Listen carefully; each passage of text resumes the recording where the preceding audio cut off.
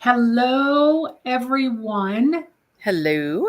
It is Marcia and Michelle, and Yep. we are back for another Show Me Mysteries episode.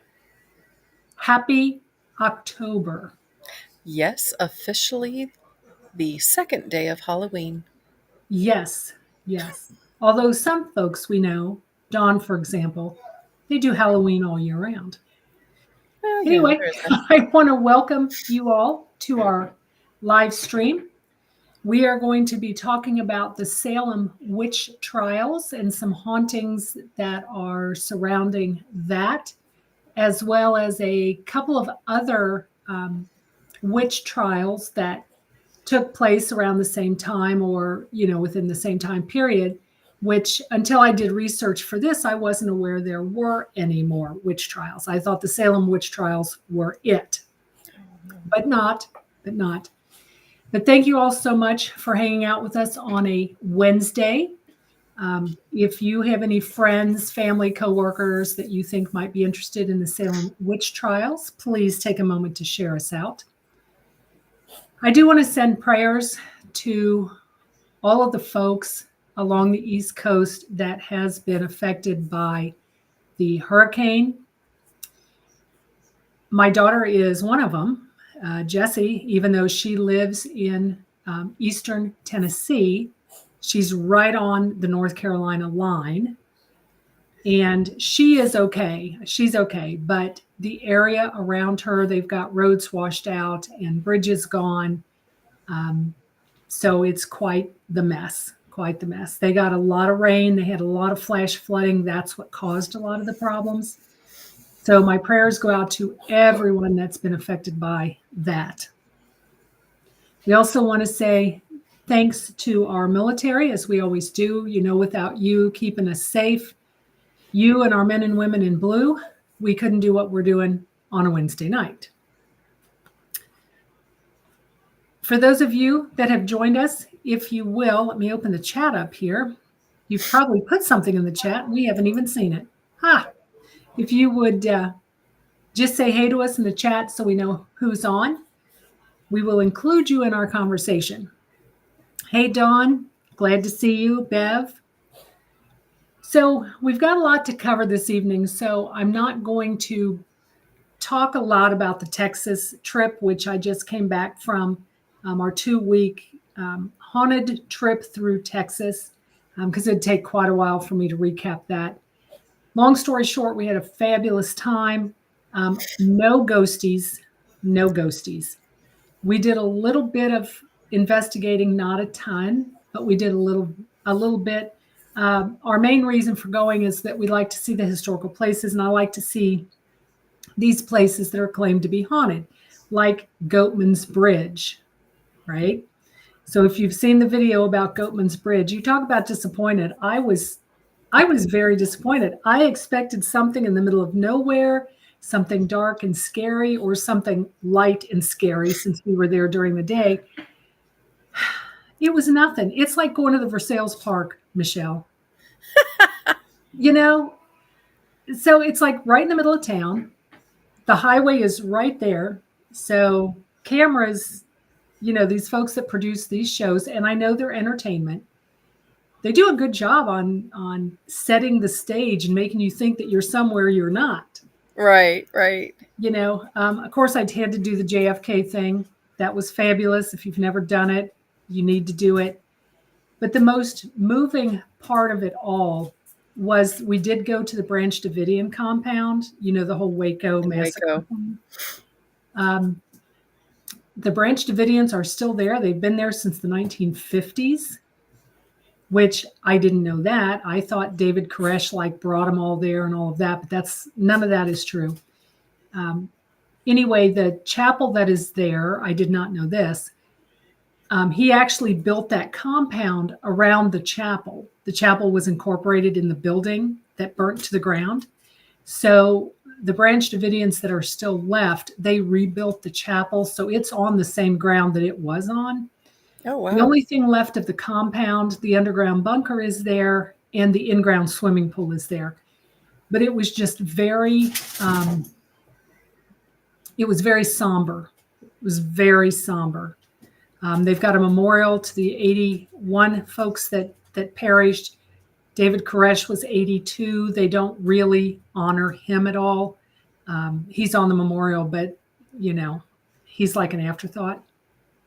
But and no, Dawn, I did not see that Sam and Colby has a movie in the theaters. I'm sure that their production crew will really set the stage like Zach's did for Goatman's Bridge. But anyway, like I said, I could talk about the Texas trip for 2 hours, and I might at some point. The other thing that I wanted to mention too, on my bucket list was Yorktown Hospital, which you all know I've wanted to investigate Yorktown Hospital. It was not what we thought. It is open to the elements. Most, if not all, of the windows are broken. They're not boarded up. It's in pretty bad shape. The rooms that they let you go in are cleanish. You know, we've been in much worse places. It's as clean as it can be, but they've got a lot of areas, a lot of rooms that are blocked off because the ceiling is coming in. And our tour guide, Eddie, shout out to you, buddy. I love you. I love you. He was probably the most knowledgeable tour guide I've ever encountered. He knew all the history about the hospital, all of it. He knew the history, or if he didn't know it, he made it up because it sounded good. Um, anyway, he gave us a history of the hospital. And I was all on board because he takes you through, and then he was going to let, you know, me and Becky kind of do our thing. And we were going to do that until he said, just as we were headed into the basement, that, oh, by the way, we do have a snake in the building. We're not quite Oh, sure we're where done. it is. Yeah. Last time I saw the snake, it was in the basement by the boiler. And I'm like, okay, I'm done. I'm done. So, but anyway, I finally went to Yorktown, not what I thought, but Eddie was delightful. So, Hey, Christy. Hey, Melissa. hey guys, glad to see you. I was just rambling on about Texas. Okay, our topic this evening is the Salem Witch Trials. And I'm going to tell you right now, I'm going to apologize. Oliver is roaming around, so you're going to hear him, and at some point I might have to pick him up. Okay, That's okay. yeah. You all don't mind seeing little Ollie. So we're going to get started with the history of it. And I think, Michelle, you've got something on the history of it. I do. So, Marcia actually let me know about this, and then about 15 minutes ago said, hey, we're going You to got hand the it off to history. you. So the long and the short of it is, and forgive me as I keep looking down and everything, but so the witch trials of Salem were held between February of 1692 and May of 1963. I have three different articles that I kind of pulled from. One was actually from a Texas A&M professor of history and is considered an expert on this. So I want to give them proper credit for that. Depending on which article you actually read, between 150 and 300 were accused during this time. 20 were killed. One article said 25, but I think it was 20. The majority of the accusers were under the age of 20. They were all children. Mostly women were accused, and casualties included one man and two dogs. But in looking at some of the myths, because I was like, ooh, let's look for unknown facts. One of the things is when we think of the witch trials in general, how many of you, by show of hands, think about the burning at the stake? You Oh, know, I that do. they were I tied up. do. Yeah. I mean, I know that's not right, Nope, but it's completely false. that's what I think about. They actually, a lot of them were, let's see, what did they say? The majority of them were, they were not burned at the stake. They were hung. A lot of them were hung. They were hung, but not like you see in the movies today. It wasn't like a trap door release and they snapped their neck. No, they just literally nudged them off a ladder and they struggled and really suffered before dying. Some of the other was, they were impossible. So when these folks were accused, the tests were nearly impossible to pass. Let me switch here. And they were talking about how um, pretty much the whole reason the Salem witch trials even started was due to hysteria Hmm. and actually a family feud between the towns. Um, Because Salem wasn't Salem then, it was something else. They didn't call it Salem. They called it, what they call it? well, there were two different towns, and I was trying to figure out where those were at, but then I started having um, audio issues. Well, But there was like, Danvers originally, Salem used to be Salem Village, right. Okay. So it which was is Salem known Village today and as Salem Danvers. Yeah, Town. Yep. yeah, So that's what it was. It was Salem Village and Salem Town. yeah. And like you said, the village is now known as Danvers. Hmm. Danvers. And so really what you had here was the upscale side of town, the not so upscale side of town. But really it came down to two families, and both their last names began with P. I'll see if I can find that before we're done. But there was one man. Yeah, the majority of the women that were accused of witchcraft and found guilty were executed by hanging. There Hmm. was one man. And that's, Um, I think, in the comments, Lady Kara, you're talking about that Giles Corey. He's yep. the one guy, and he wasn't hung, but they pressed him to death. Isn't that horrible? Yes, with stones. And he never admitted to being a witch. Never. Putnam is one of them. And then the other is, I just can't find my notes here. I'm sorry. Um, it's another one that begins with the letter P, though. I will find it. Or Um, Lady Kara, if you get it, pop it in the yeah, chat. absolutely. So, most of the, strangely enough, so there were different types of evidence. There were two girls that started this, and they were acting out and having fits, and they pretty much thought they were bespelled, is what they had said.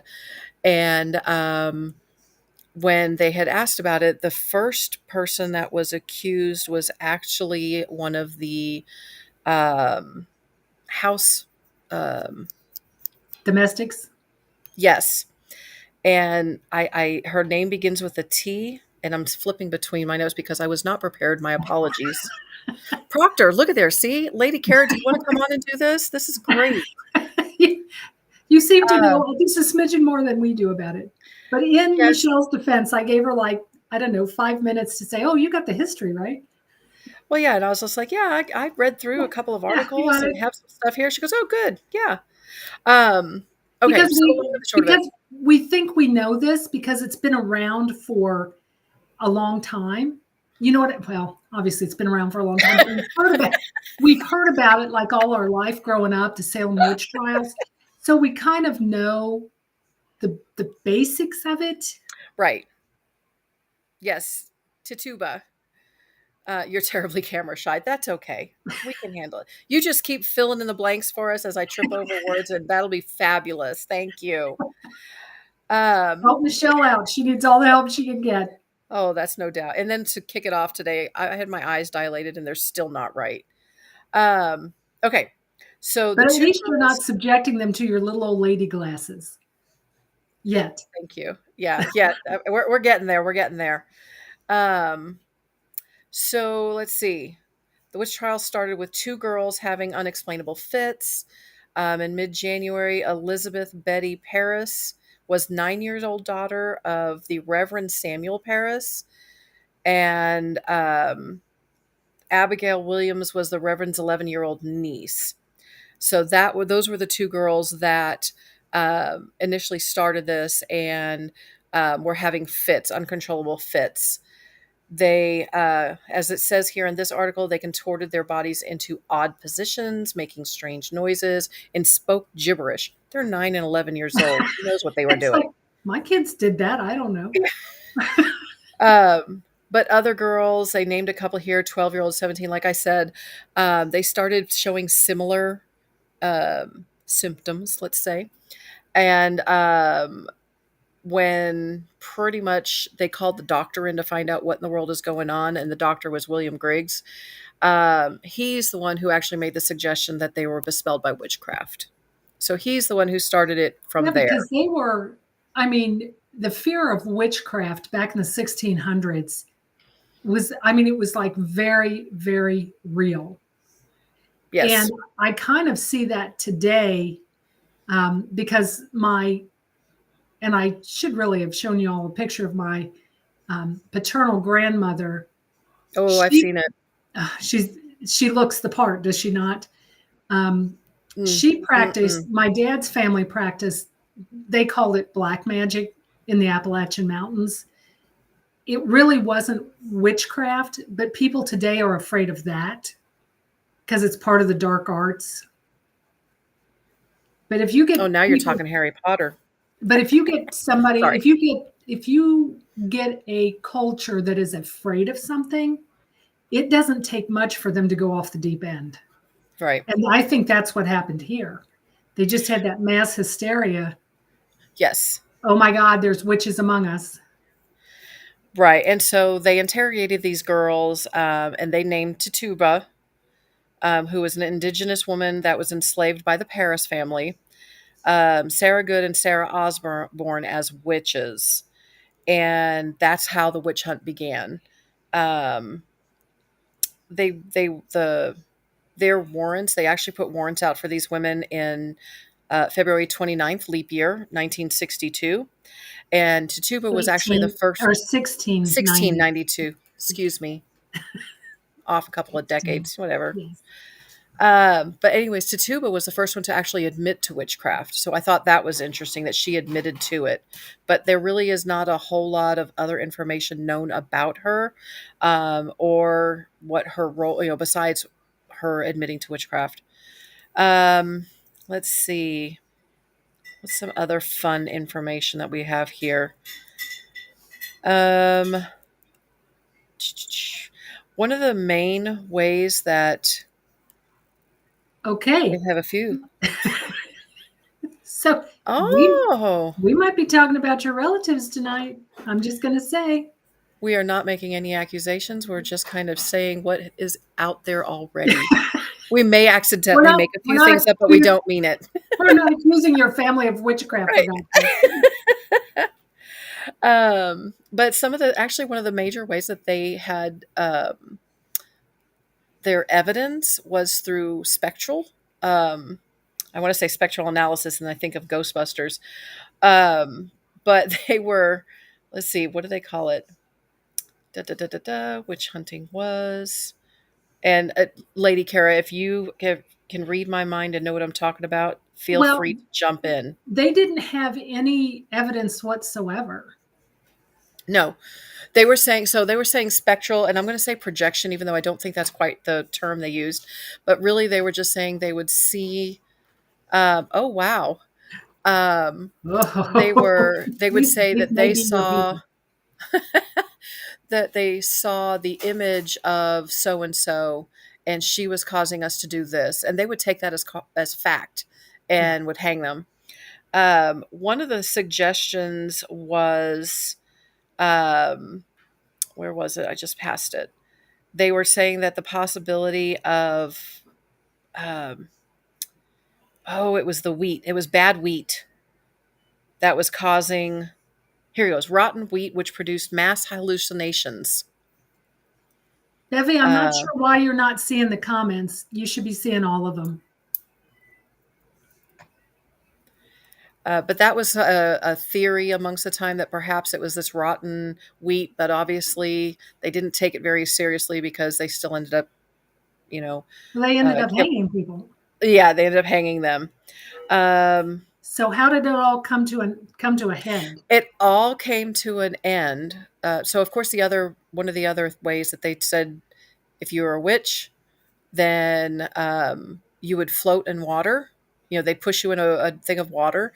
If you floated, it's the evil because water is purity. It's going to push the evil out. So if you came out of the water, you're a witch. If you couldn't swim and you sank to the bottom, oh, I'm sorry. Okay, great. You're not a witch, but now you're dead. So, I mean, that was really kind of how it was. But it all came to a head because the governor of Massachusetts was really trying to stay out of it. So the lieutenant governor kind of took hold of the trials and everything else, and he was speedy. Come in, do it, get out. Had hundreds of people incarcerated, and then it wasn't until the rumors started coming around that the governor's wife was starting to be accused as a witch, that the governor finally stepped in and said no. And he pardoned everybody that was in jail still. He had this date to finish, and that's kind of how it all came to an end. So it wasn't even quite a year. Okay, I'm going to put for those of you that are having a little bit of trouble seeing the comments, I'm just going to post them up as we go along. That way y'all can see it. Oh, you know why they can't see? Because she's on YouTube. They're on Facebook. Okay, there you go. It's a toxic fungus. So, yes. But do you really think that's what it was? Or was it just two girls that got caught up in something and they lied? Well, that's what a lot of it came. It was an opportunity for everybody to start getting rid of solve their problems. Yeah. And so one of the things that I thought was interesting, this professor at Texas A&M, pretty much his first fact was what really caused hysteria in Salem was a mixture of war trauma, political instability, and a massive family feud. And, kind of calling it the perfect storm of those things. Because all of these children that were a result or, familyless after the war, they just lashed out. And that was kind of what some of the instigation and thoughts behind it were and how they were displaced and everything else. So, and of course, the religious and political atmosphere at that time was what it was. And here we go. Here's the part I was stumbling over earlier. The family feud in Salem was split into two areas. Oh, look at you go. How about that? Technology, you got to love it. Now everyone can see all the comments for a moment anyway. Yeah, Salem was split into two areas. Salem Village, a poor rural farming area, and Salem Town. Hi, Kilohana. How are you? Salem Town, a wealthier, more developed area near a large port used for importing and exporting. The village wanted to separate from the town and claim autonomy, which the town fought. So each area had a prominent family. So that's how that family feud came in. One was pitted against the other. So that's kind of where that started from and came from. And of course, it targeted women, lasted less than a year.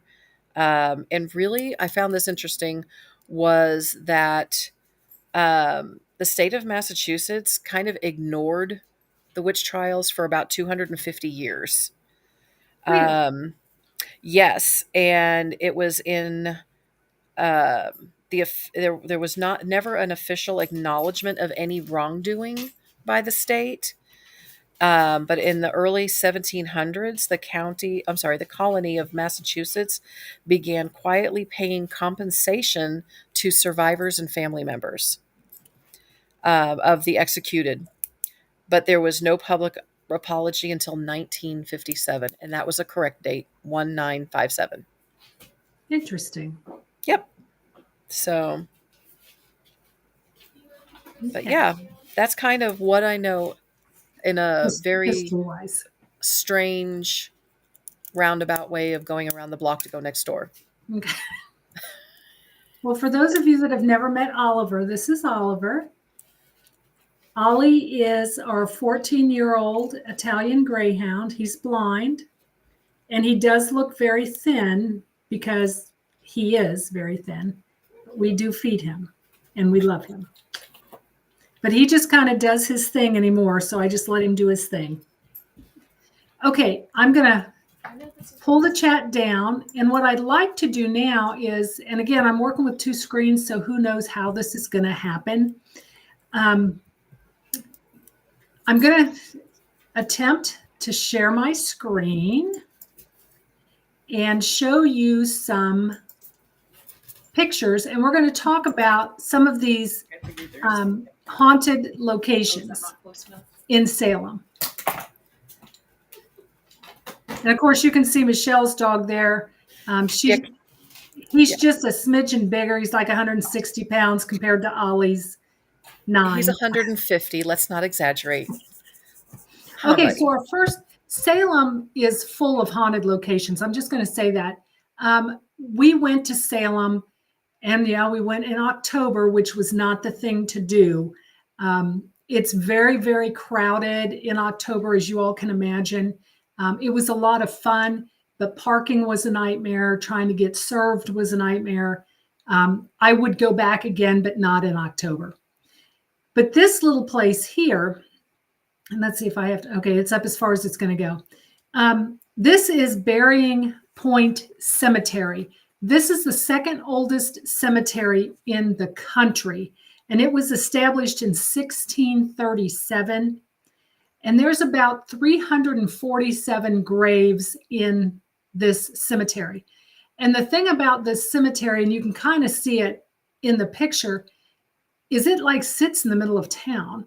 And people like walk through it in order to get to the bars and stuff that are surrounding it. And we actually, when we were in Salem, we got to this point after dark. We didn't even realize we were in a cemetery as we were walking through it until we happened to see one of the headstones. A notable burial here is John, I'm going to say Hathorne, right? He was the judge at the witch trials, and he is buried in this cemetery. He is the third great grandfather of Nathaniel Hawthorne. Now, Nathaniel Hawthorne was so ashamed of his grandfather being part of this that he actually put the W in his name, in his last name, because before it was spelled H-A Thorne, and then Nathaniel put the W in there, so it's H-A-W Thorne, Hawthorne. But he wanted to hide his relationship to his great-great-great-grandfather, so that he changed his name. This cemetery also has the memorial to the victims of the witch trials. And some of the characters, if you've ever read any of Nathaniel Hawthorne's works, his characters are all pulled from these headstones. The names of his characters are all pulled from the headstones, which I thought was really interesting. The claims of paranormal activity go back forever in this cemetery, and there are claims of EVPs, seeing shadow figures, lights or orbs dancing around, white mist, apparitions, and of course, a fear of sadness and despair, which I would think, of course.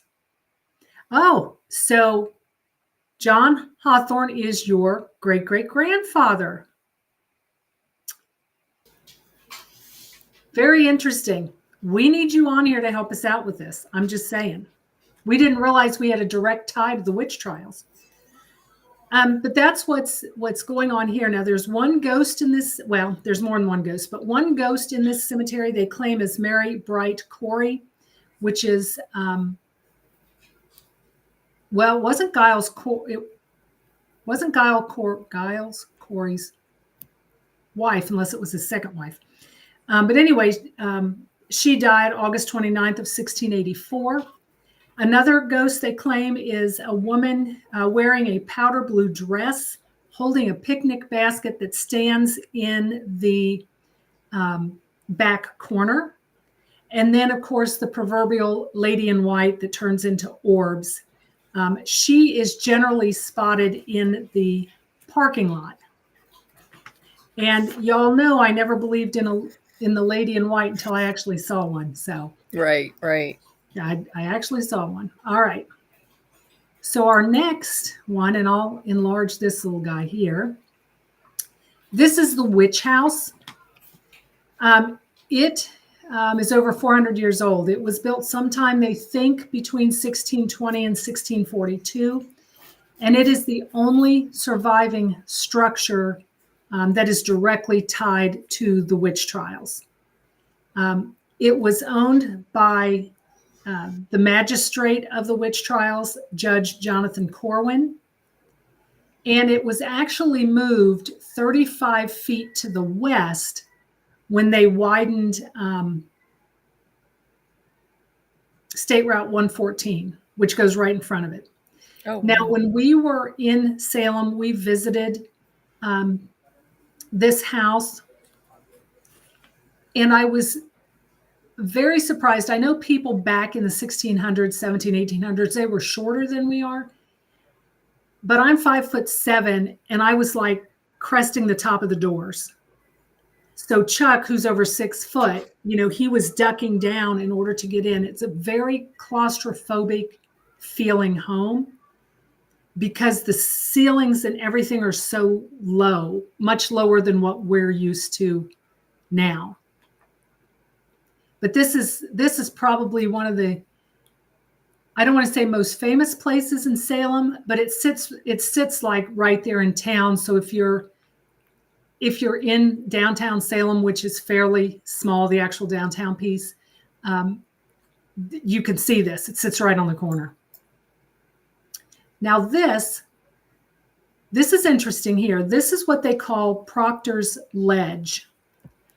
And for many, many, many years, well, up until 2016, it was generally believed that all of the, I'm going to put Oliver down. Hold on just a second. There you go, buddies.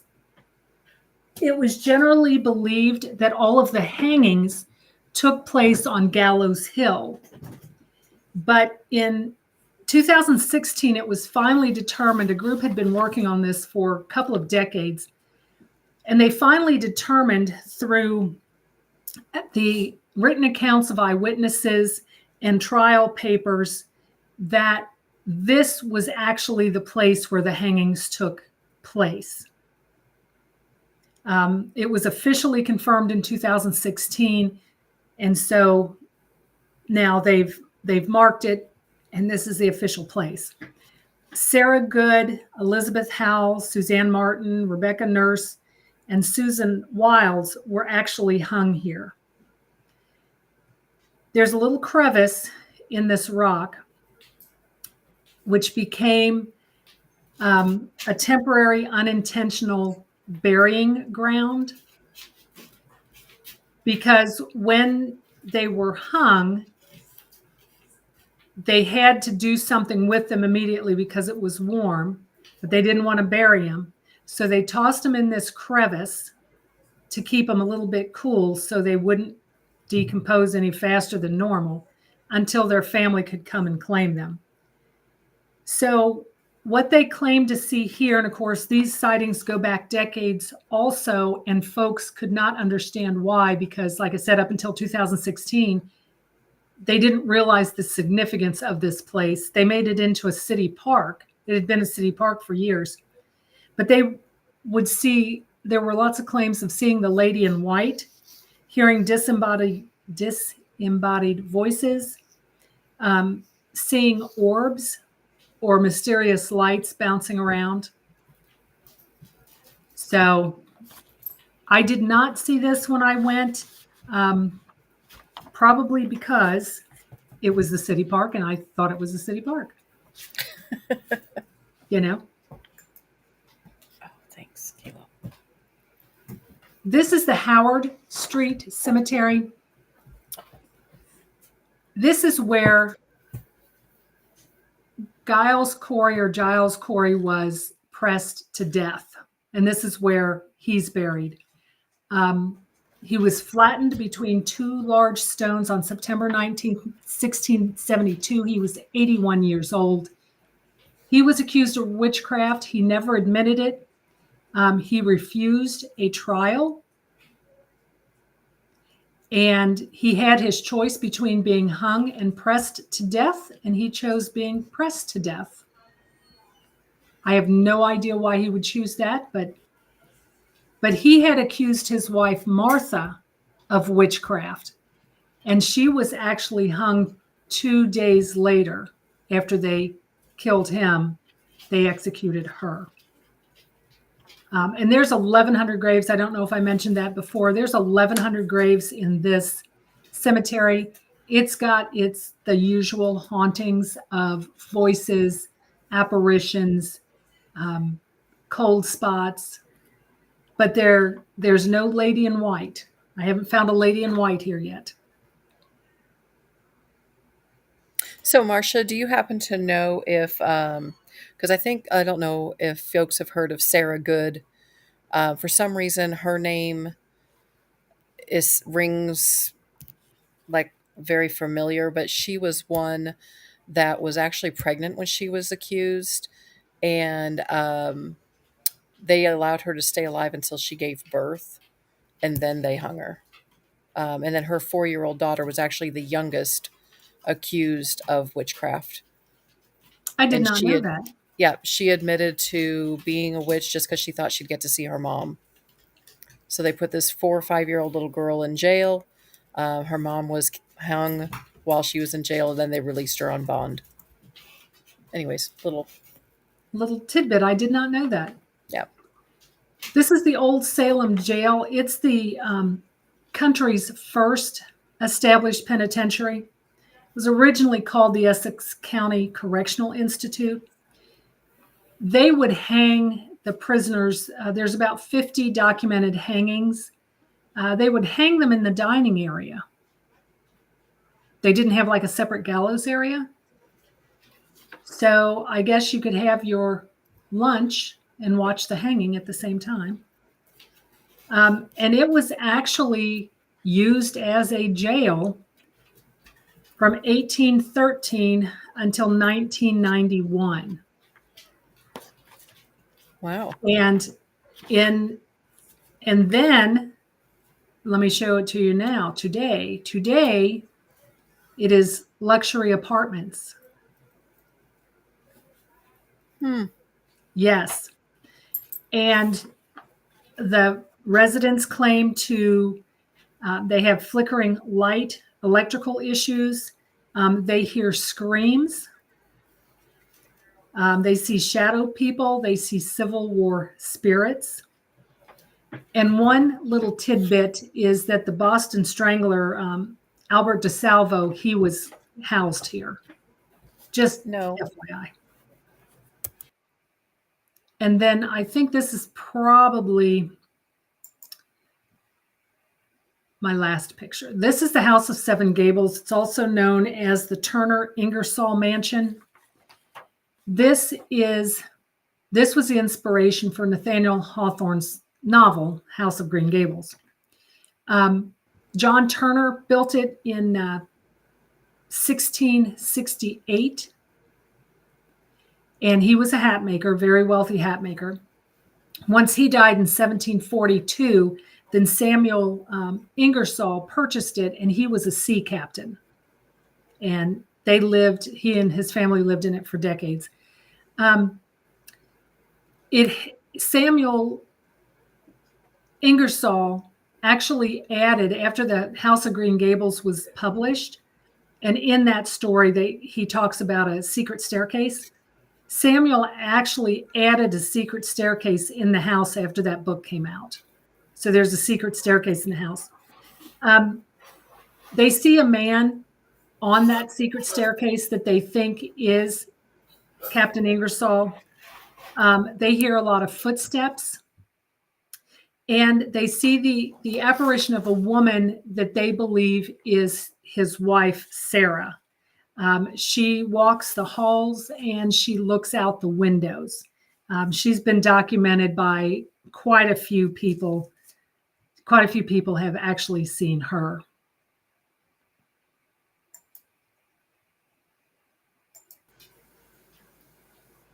So let me do that so you all can keep up here. Yeah, Dawn, I agree with you.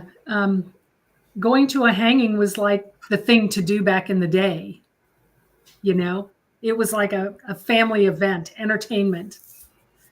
And, on a different note, folks used to go to the cemeteries and have picnics. Families did. That's why a lot of the cemeteries have the gardens and that kind of thing, because it was a beautiful, serene place to go. So that's what I know about the hauntings in Salem and the history in Salem. Very So, good. We yeah, faked our way through it. we did another one, another fakery here. Um, No, Salem is someplace I would really like to go, um, but we'll have to wait and see what it brings. yeah, I would recommend if y'all are interested in there's a lot of witches in Salem. So if that is kind of your thing, there's more. It's not so much a paranormal hotspot as it is a witchcraft hotspot, Hmm. and that's what when Chuck and I went. That's what just kind of surprised me to meet so many people that openly said, I'm a witch. I practice witchcraft, which, like I said, back in the Appalachian Mountains, it's called black magic. So, Yeah, there's but so many different versions of it now, and it used to be so much more taboo, but now I don't think it's quite so bad. no, and you and I actually know a witch. We had a private investigation one time for a family. We could not Hmm. figure out what in the world was going on. And we asked for some help from Troy Taylor's bunch, and they sent us a witch. It Yeah. was like, oh, and she was a young witch. Yes. So, but Yes. but she did it. She did what we needed done, and so yeah, she was very enlightening, very Yes. enlightening. So, all right, let me see what else we got going on here. Before we skedaddle, I probably need to show you all my um, social media. You all pretty much know where to find us. We're kind of everywhere. We're kind of everywhere. Trying. Yeah, faking our way through it all. So, all right. But we Any have fun questions? while we're doing it. We do. We do. Any questions from the gallery? Okay, so Lady Kara says we have traditions in the South with things like witch bottles and never mind people and their chimneys. You betcha. Hey, Wendy, glad to see you. Hope everything is A-OK in Detroit. So the murder mystery channel is Midwest Murders. And there's only about 7 or 8 videos up there right now, and I'm holding off, Dawn, because I found out that my videos weren't being shown to people. So the reason for that is because that channel is too new. I've never heard of such a thing. I have to let the channel age for a couple of months. Never heard of it, but we're trying it. So I'm going to let it sit tight for about 30 days. The other channel, Divine Truth, is the same way. It is not showing up for people because YouTube thinks it was created by a bot because it's too new. Even though the Midwest Ghost Hunters channel has been there for years, they think that those two channels are bots. So you can't find it by searching because they're not showing it. They think it was created by a bot. So I have to let it age a little bit until YouTube, the algorithm kind of catches up and they realize that it's like a live person. It's like me and not a bot. So we just have to let it catch up with itself. Hopefully by the end of the year, it'll all have caught up with itself. All right. Thank you all so much. I do want to tell you we have a couple of things coming up. I'm having some surgery on my foot. Most of you know that, which is going to hobble me for a little while. But Michelle and Melissa can drive the boomobile, so we're not out of commission completely. We got 2 other drivers. we've got a couple of private homes we're going to do. And then we've got a small church that we're going to do probably the first part of November-ish, depending on how I'm recovering. Christy, you're absolutely right. I have to let the channels age like a good wine.